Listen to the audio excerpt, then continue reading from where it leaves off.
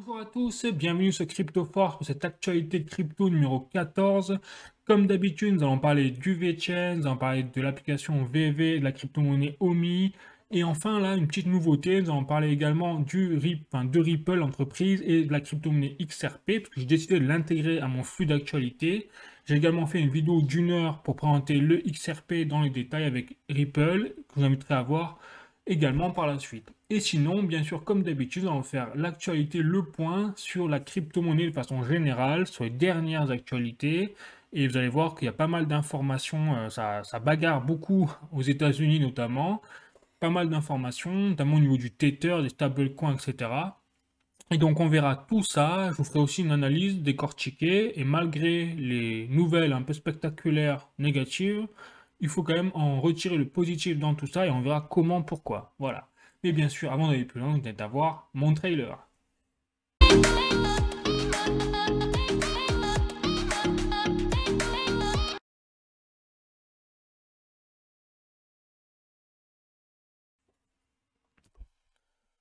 Donc avant d'aller plus loin, bien entendu, je répète que je ne suis pas un conseiller financier, je ne suis pas un conseiller en investissement. Si toutes les informations qui sont dites là sont à titre informatif uniquement, je le répète, je dois le dire. Et donc si vous avez l'intention d'acheter, d'investir dans cette crypto-monnaie-là, je vous invite à faire vos propres recherches auparavant, c'est très important. Donc maintenant qu'on a dit ça, je vais vous présenter le VeChain.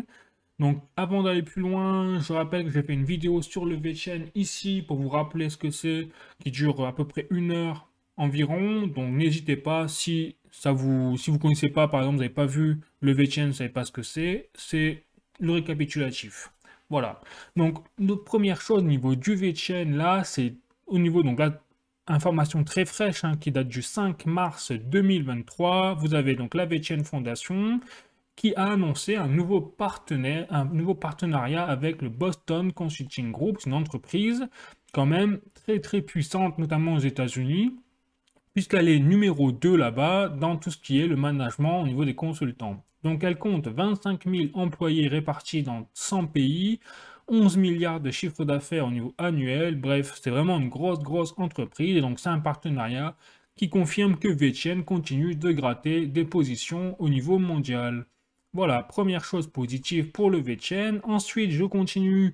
Là, on a un autre sorte de partenariat, mais plutôt sur l'aspect technologique, et qui est vraiment en train de tout casser, j'ai l'impression, enfin, au niveau positif, hein, puisque là, la VeChain Foundation a annoncé qu'elle allait utiliser donc, ce qu'on appelle les 2D, alors nanomatériaux graphène, donc c'est une sorte de technologie, qui sera combinée avec, tenez-vous bien, la technologie du smart contract du VeChain pour, tenez-vous bien, capturer les émissions carbone. Alors, capturer et tokeniser, mais quand je lis ça au niveau littéral, pour moi, c'est capturer surtout les informations. Et donc, ça va permettre aux entreprises, notamment, qui polluent, et là, on voit bien, notamment les entreprises de gaz, là, comme on voit sur la photo, vous pouvez le voir là, eh bien, de mesurer précisément la teneur en carbone, enfin, de leurs émissions simplement de CO2. Ou alors, mais là j'ai du mal à y croire quand même, ça va permettre de réduire les émissions de carbone, de capturer vraiment les émissions de carbone si on lit au sens littéral. Donc je ne sais pas trop à ce niveau-là. Si vous savez, n'hésitez pas à mettre en commentaire, mais ça me paraît tellement énorme que si on en arrive là, c'est que là, VeChain, ils partent, ça y est, ils sont sur les étoiles, ils sont to the moon. Donc, bon, moi je pense que c'est plutôt sur la capture des données, et qui est déjà une énormité pour les entreprises, puisque je rappelle que là, au niveau de la transition énergétique, dans le cadre que nous vivons notamment en Europe, eh bien, il y a des décrets qui sont en cours, en train d'être rédigés par les gouvernements, donc au niveau européen, pour obliger les entreprises à donner des indicateurs de performance sur leurs empreintes carbone, et notamment les réduire par la suite. Enfin, ça va être le but, bien évidemment. Donc c'est déjà quelque chose qui existe en Chine, et notamment le gouvernement chinois s'appuie justement sur le VeChain pour obliger donc ces entreprises à déclarer leurs empreintes carbone, et même à créer un système de classement, et que toutes les meilleures entreprises qui arrivent à réduire au maximum leurs empreintes carbone obtiennent des crédits carbone de la part du gouvernement chinois, des sortes de récompenses, des sous. Donc là, on va dire que ça va peut-être être la même tournure en Europe, et je trouve que la VeChain Foundation, la blockchain VeChain et le la crypto-monnaie forcément VeChain est très très bien positionnée pour répondre à ses besoins même en Europe. Je continue, donc notamment en parlant toujours de cet aspect carbone au niveau du VeChain, il y a ce qu'on appelle le V-World qui a été discuté lors de ce qu'on appelle The Hive. C'était une sorte de réunion, une communauté où vous avez des membres de la fondation VeChain qui ont déclaré donc à leur communauté et à leur partenariat également la naissance du futur du V-World et donc la naissance de ce qu'on appelle le V-World mobile, enfin, c'est ce qu'ils appellent comme ça. J'attire une nouvelle application. Et donc là, je remercie Leap pour l'information que tu m'as donnée en commentaire, que j'ai trouvé ces informations-là grâce à toi, que j'ai cherché derrière. Et effectivement, donc ils veulent sortir le V-World mobile à terme. Donc aujourd'hui, c'est une application qui est disponible pour l'instant que sur navigateur, sur Chrome notamment, mais on verra après. Ils veulent, à travers ce partenariat, enfin, nouvelle application, faire en sorte qu'il y ait un système de crypto on-ramp and off-ramp, c'est-à-dire qu'on pourra sortir et rentrer les cryptos au sein de cette application, mais pas seulement. Donc, il y aura également un système de fiat on-ramp et off-ramp, on verra après. Ils veulent bien entendu mettre en place ce qu'on appelle l'intégration des NFT, rien de nouveau. Et là, très important, et j'étais surpris quand j'ai vu ça, mais également de mettre en place un système de calculateur de carbone. Alors, je ne sais pas si c'est, s'il parle de l'application mobile, s'il parle de juste du système V-World, et donc là, c'est ce qu'il disait qu'on a vu auparavant avec le système de graphène, la technologie, ou si vraiment il veut mettre en place un calcul carbone sur l'application mobile. Là, ce serait totalement délirant. C'est fou s'ils arrivent à mettre ça en place. J'ai du mal à y croire tellement c'est énorme. Mais là, ça veut dire que même au niveau particulier, ils arriveraient à interagir. Et là, ce serait la folie, en fait.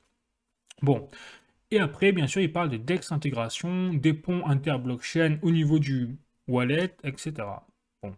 Voilà. Donc ça aussi, c'est point assez positif, parce que ça évolue. On voit que les choses évoluent toujours dans le bon sens pour VeChain, hein, et eux, ils sont chauds. Ils sont chauds patates.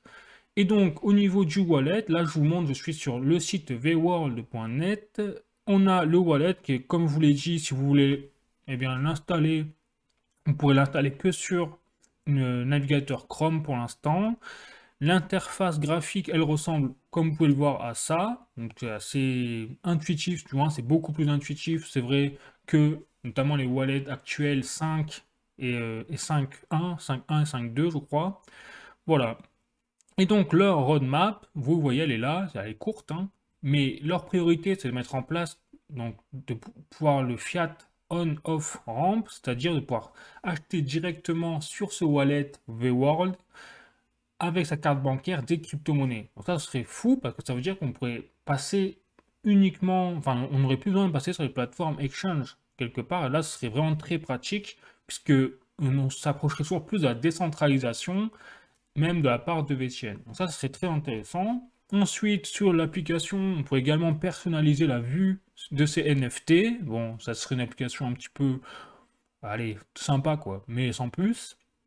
Et enfin, bien sûr, leur objectif ultime, c'est de sortir l'application mobile V-World, comme ça on l'aurait sur son téléphone, pour finalement intégrer ce qu'ils appellent le multi-chain bridge, c'est-à-dire eh bien, d'intégrer peut-être le Bitcoin, l'Ethereum sur l'application mobile V-World. Voilà, donc on voit bien que c'est assez chaud patate, la VeChain, ils sont bien lancés. Alors, là je suis sur le site, je continue, hein, de vworld.com, que là, comme on parle beaucoup de transition énergétique, et que là j'ai l'impression que ça s'accélère beaucoup, tous les outils carbone mis en place par la fondation VeChain. Donc je rappelle que tout ce qui est lié à V-World, c'est un pan de l'écosystème VeChain. C'est vraiment une petite partie que met en place des outils de la fondation VeChain aux autres entreprises et même peut-être aux particuliers à terme. Donc ça se base V-World sur 5 catégories de produits. Comme vous pouvez le voir, je les ai là. Vous avez tout ce qui est au niveau de la nourriture, vous avez tout ce qui est lié à la durabilité, et donc tout ça, ça rentre en compte dans ce qu'on appelle le General Supply Chain, donc sur tout le produit, c'est-à-dire les données numériques, la traçabilité. Et ensuite, ça permettra à la fondation VeChain de proposer aux entreprises ce qu'on appelle du low-code deployment, et enfin, un blockchain as a service. Donc on va voir tout ça plus en détail, comme ça je vous montre vraiment ce que ça veut dire V-World. Donc là j'ai les détails ici. Pour commencer avec le Food Safety Track, c'est-à-dire la nourriture, et bien comme vous pouvez le voir sur l'image là, notamment pour des côtes de bœuf, j'imagine, eh bien on a la possibilité grâce à VChain d'avoir l'aperçu, notamment grâce à des puces AirFeed, basées sur, imagine, les containers de cette viande, enfin j'espère pas sur la viande en elle-même, j'imagine en tout cas, et bien d'avoir la température minimale et maximale qu'a subi la nourriture durant son voyage. Et ce ne seraient pas que les seules informations, ça ce ne serait pas du tout les seules informations, puisque derrière vous avez ce qu'on appelle la traçabilité de la durabilité, c'est-à-dire que là, par exemple, sur n'importe quel produit, donc déjà vous avez, comme vous pouvez le voir là, c'est cet outil-là précisément qui permet de mesurer l'empreinte carbone du produit en comptant bien sûr les matériaux organiques, enfin les matériaux principaux, matières premières nécessaires à la confection du produit, notamment là ici pour le vêtement qu'on peut voir sur la photo, ce serait du coton organique à 100%, mais aussi la production, c'est-à-dire les coûts de production, comme vous pouvez le voir là, en comptant la vidéo, ils mettent même des vidéos, un certificat de production, enfin c'est quand même assez poussé. Et la finalité, c'est que l'entreprise et le consommateur ont la visibilité sur l'empreinte carbone du produit au niveau total. Ça, c'est assez quand même assez mémorable. Bon, et donc, avec tous ces outils-là, que ce soit pour la nourriture, pour les produits, etc., eh bien, on a pour les entreprises, notamment les supermarchés, je pense, et c'est pas étonnant, par exemple, que Walmart mette en place et utilise énormément le VChain et VWorld, on imagine, dans sa vie de tous les jours, parce que, eh bien, on voit que là, tous les produits auraient une sorte de traçabilité.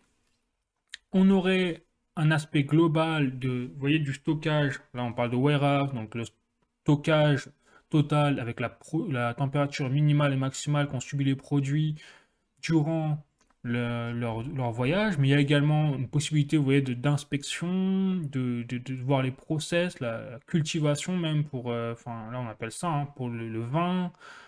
C'est assez poussé. Et donc la finalité de toutes ces informations-là ferait que pour les entreprises, on arriverait au low-code deployment.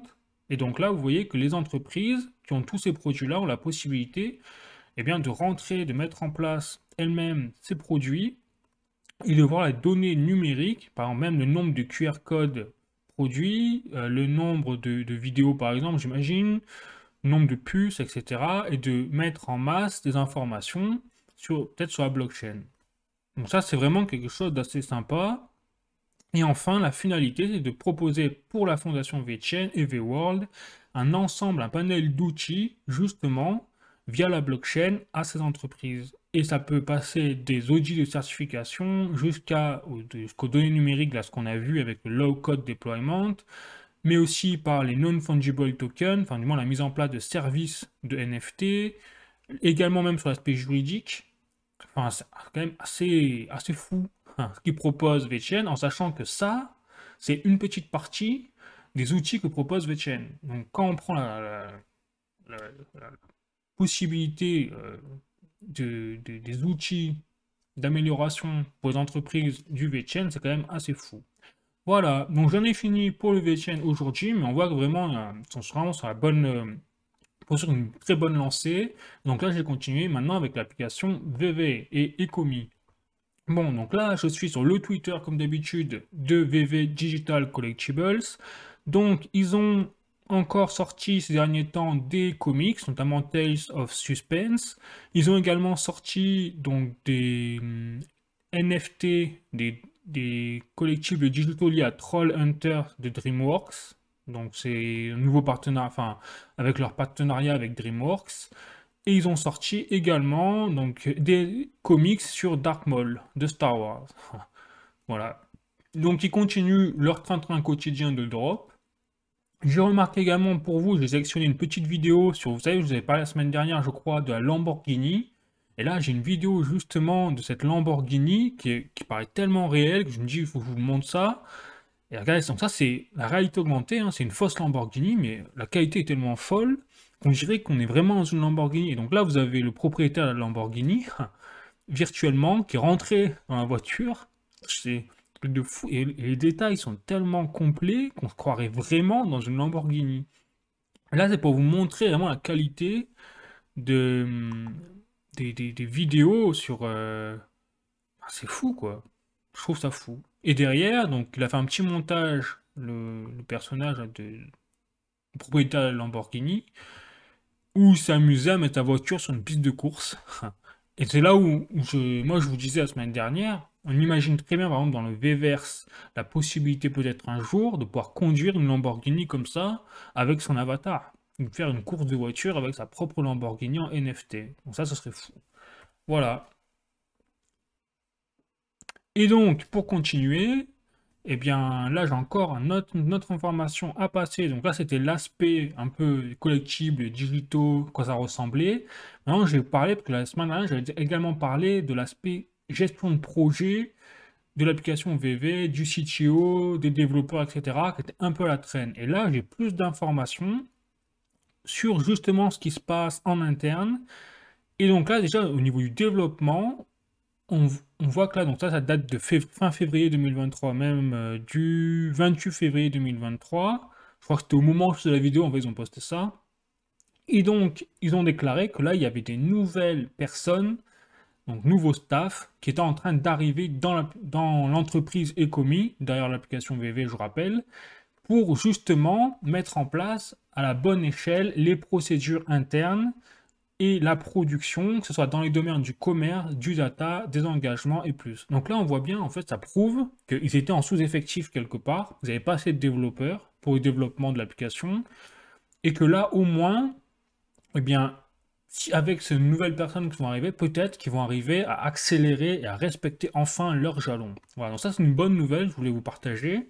Au niveau du Master Collector Programme, vous savez, une des fonctionnalités principales pour récompenser justement les plus gros collectionneurs de NFT sur l'application, eh bien, ils ont déclaré qu'il y avait des bugs qui étaient en cours de solution, qui étaient en train d'être résolvés, voilà, et qu'ils avaient fait un premier test en mode alpha et que là ils étaient à la version bêta qui devait être vraiment sortie dans les prochaines semaines d'après ce que j'ai compris. Et donc ce qui s'est passé, c'est que ils ont rencontré un véritable problème pour la synergie justement entre ce qu'ils appellent le Master Collector Programme et le OMI Utility Programme, qui est une autre fonctionnalité qu'ils veulent mettre en place au niveau de l'utilisation de leur token OMI. Je rappelle, le OMI est la crypto-monnaie qui est utilisée sur l'application VV. Voilà. Mais qu'on ne voit pas forcément au premier abord. Bon. Et donc apparemment, il y avait un problème de lien, de synergie entre ce MCP et le OUP, OMI Utility Programme. Donc là, c'est bien parce qu'au moins, on sait vraiment ce qui se passe derrière, pourquoi ils galèrent. Bon. Ensuite, donc là, on va pas parler de la waitlist, c'est moins important, puis ça reviendra plus tard, c'est ce que j'ai compris. Et maintenant, il parle également du crypto pay-in et du crypto pay-out, c'est-à-dire le fait que sur l'application mobile, pour l'instant, vous le savez, si vous l'avez utilisé l'application, que on peut on peut acheter ces NFT uniquement par carte bleue en payant en dollars ou en euros.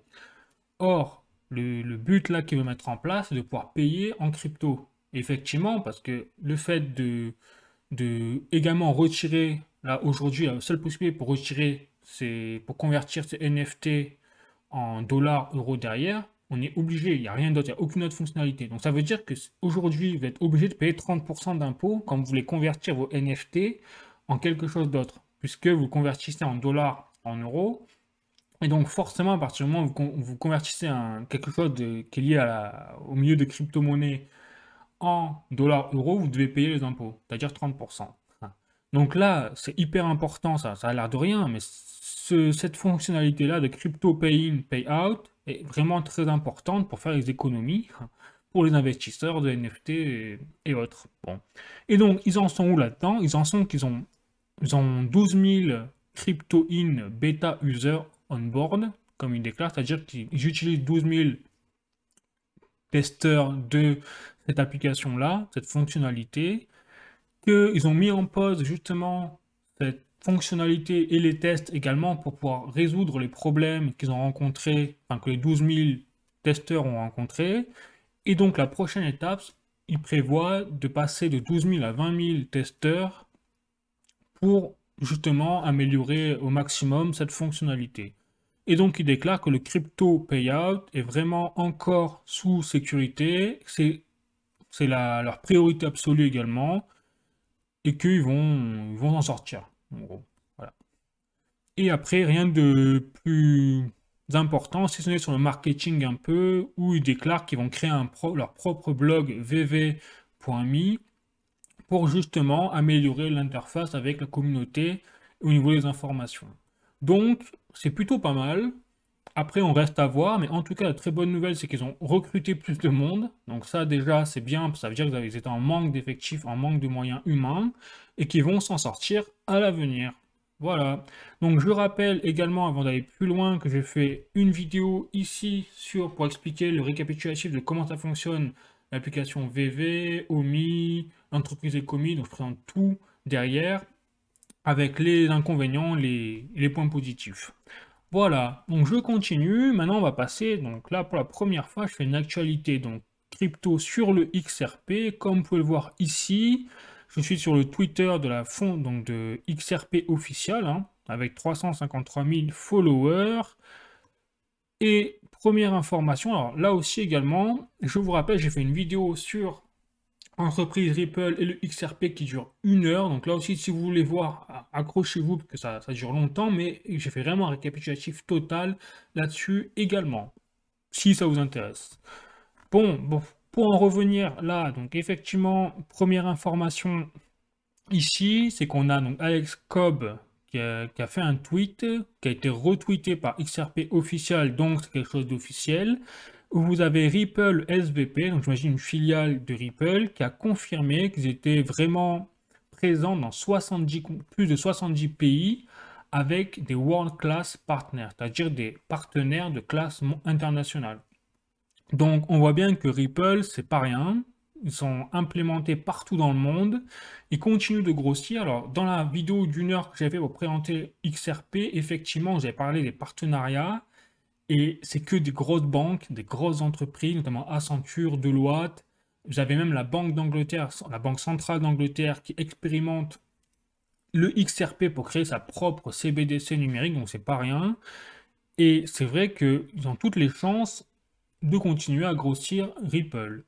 Et donc, selon Ripple, là, très intéressant, donc Ripple, la régulation européenne est meilleure que celle des USA. Et donc là, je suis sur journalducoin.com, et si je vous montre cet article-là, ce que je trouve hyper intéressant dans le contexte géopolitique où on est aujourd'hui, parce que vous allez voir après, c'est la bagarre, hein, je vais vous montrer les articles, c'est la bagarre totale aux États-Unis, c'est la guerre. Et donc, là, on voit, et je vous montre ça, ça va vous préparer à ce que je vous dis, c'est qu'effectivement, en Europe, même si en Europe on a des discours de la Banque Centrale Européenne qui sont anti-crypto et notamment anti-stablecoin, eh bien, aux États-Unis, ils sont largement un cran au-dessus et on va voir comment, pourquoi. Donc déjà, là je suis un autre article de cryptost.fr, donc FUD.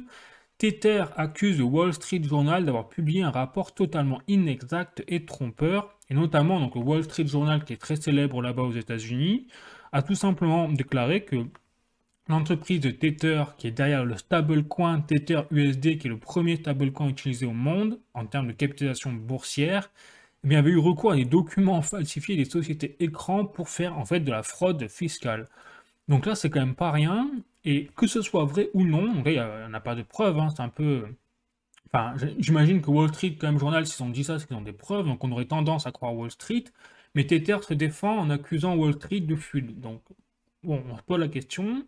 Mais en tout cas, ce qu'on peut déclarer, c'est que là, comme par hasard, cette nouvelle fait suite à quelques semaines après l'information qu'on a eue de l'action de la SEC contre, rappelez-vous, le BUSD de Binance. Donc ils ont carrément tué le BUSD de Binance dans l'œuf, puisque Paxos, la société qui émettait les BUSD pour le compte de Binance, a eu l'interdiction de la part du gendarme boursier américain, la SEC, d'émettre de nouveaux BUSD. Donc le BUSD, je rappelle qu'ils étaient en troisième position en termes de capitalisation boursière pour le stablecoin, ils ont été rayés de la carte du jour au lendemain par les Américains. Et donc là, j'avais fait dans la précédente vidéo que j'avais fait là-dessus, je vous avais déclaré, c'est étonnant qu'on n'a pas eu d'attaque sur les deux premiers stablecoins, et uniquement sur Binance. Et bien là, je retire ce que j'ai dit, puisque apparemment, cette fois, c'est les médias, les journaux américains, achetés, on imagine, par les gouvernements, Wall Street Journal, bon, on va pas rentrer dans cet aspect-là des choses, mais bon, je trouve quand même la coïncidence énorme, que les choses soient vraies ou non, hein, peu importe, mais je trouve que c'est énorme qu'on ait, à quelques semaines d'intervalle, voire deux attaques, quand même, soit pas rien, contre deux stablecoins, et surtout aux États-Unis. C'est surtout que tout ça, ça se passe aux États-Unis. Voilà. Et donc, je continue. On continue dans la guerre contre les crypto-monnaies. Cette fois, donc, ça, c'est plus en Europe que c'est lié aux entreprises britanniques, donc HSBC, donc la célèbre banque internationale britannique. L'achat de Bitcoin et de crypto par carte bleue interdit par HSBC à ses clients. Donc là, on voit qu'on est vraiment dans une période, comme par hasard, au même moment, on a des banques qui commencent à attaquer les crypto-monnaies. Je continue, donc là je suis toujours sur cryptost.fr, et c'est là où on a quand même la lumière au bout du tunnel, c'est qu'on a l'Euroc devient le premier stablecoin euro échangeable sur Coinbase. Donc là c'est deux circles. Et donc ce qu'on voit, c'est là où je vous parlais également, je fais le lien avec la géopolitique, et ce que je vous disais aussi la semaine dernière, c'est qu'aux États-Unis, on a une vraie croisade contre les États-Unis. À un moment, comme par hasard, on a une émergence et de la volonté aux États-Unis de vouloir créer le dollar numérique. Notamment, Joe Biden l'a insisté récemment pour vouloir créer le dollar numérique et concurrencer le yuan numérique, bientôt le rouble numérique, etc. Et comme par hasard, on a une attaque sur les stablecoins au même moment. Tandis qu'au même moment, par contre, c'est l'inverse en Europe, malgré HSBC par exemple qui veut s'attaquer aux crypto-monnaies, etc., on a quand même le premier stablecoin de l'euro qui arrive. Et donc maintenant, il faut voir comment les régulateurs européens vont réagir. Ça, c'est une bonne question. Mais en tout cas, ce qui est possible, c'est que ce que je vous disais, apparemment, après c'est mon avis personnel, je pense que les États-Unis sont en train de faire une grosse erreur, c'est-à-dire qu'ils sont très agressifs sur leur sol, ils sont en train de faire fuir leurs capitaux, donc crypto, à l'étranger. Et je pense notamment au BUSD de Binance. Donc Binance, là, le Changpeng Zhao, le PDG de Binance, a déclaré qu'il allait trouver d'autres alternatives au dollar, parce que le BUSD il était indexé au dollar, donc c'est pour ça qu'il a été inquiété. Et donc je ne serais pas étonné qu'il crée le BU euro peut-être. Ça dépendra des régulateurs européens s'ils se mettent sur le même ton que les États-Unis ou non, on verra. Ou alors qu'ils créent le BU rouble ou le BU yuan, etc. À voir. Mais en tout cas, là, c'est quelque chose de plus positif, notamment au niveau européen. Et si je vous dis ça, c'est également, que là j'ai un autre article de cointribune.com, et vous avez, donc l'article, c'est l'industrie crypto quitte déjà les États-Unis selon Brad Garlinghouse. Et Brad Garlinghouse, je vous rappelle que c'est le PDG de Ripple. Et donc, Brad Garlinghouse, je vous rappelle qu'il est également en train de se battre contre notamment la réglementation du gendarme boursier américain, parce qu'ils sont en procès. Je vous rappelle, Ripple, bon, voilà, c'est évident, hein, Ripple et la SEC. Donc, ce qui se passe, c'est ce que je vous disais au final, c'est qu'on a une vraie fuite de plus en plus massive des crypto-monnaies, des industries crypto, du sol américain pour aller peut-être vers l'Europe. Là, ce serait une très bonne nouvelle pour nous les Européens, à condition que nos dirigeants ne fassent pas la même erreur, la même bêtise absolue, et ça, c'est pas gagné, hein, que les Américains, c'est-à-dire de massacrer l'industrie crypto, d'être trop sévère au point de vouloir réduire la technologie plutôt que de l'encadrer. Parce que encadrer la technologie, c'est indispensable, mais l'étouffer, c'est la condamner et surtout se tirer une balle en pied, parce que ça veut dire ne pas assimiler cette technologie au détriment des autres pays, des autres nations, qui eux vont l'assimiler et donc devenir peut-être plus forts. Notamment, je pense au VeChain, hein, parce que on voit que le VeChain, c'est un outil très puissant, à condition qu'il soit bien utilisé. Parce que si on essaye d'étouffer le VeChain, eh bien, ce sera d'autres pays, notamment la Chine, hein, comme par hasard, qui l'utilisera pour mieux dominer le commerce international et le reste. Voilà. Donc bien sûr, eh bien écoutez, si vous avez aimé cette vidéo, n'hésitez pas à mettre un like, à mettre des commentaires également, voir ce que vous en pensez. Voilà, si vous êtes d'accord ou pas. Et puis sinon, écoutez, je vous souhaite une bonne journée, une bonne soirée, je vous fais la bise, à bientôt, ciao.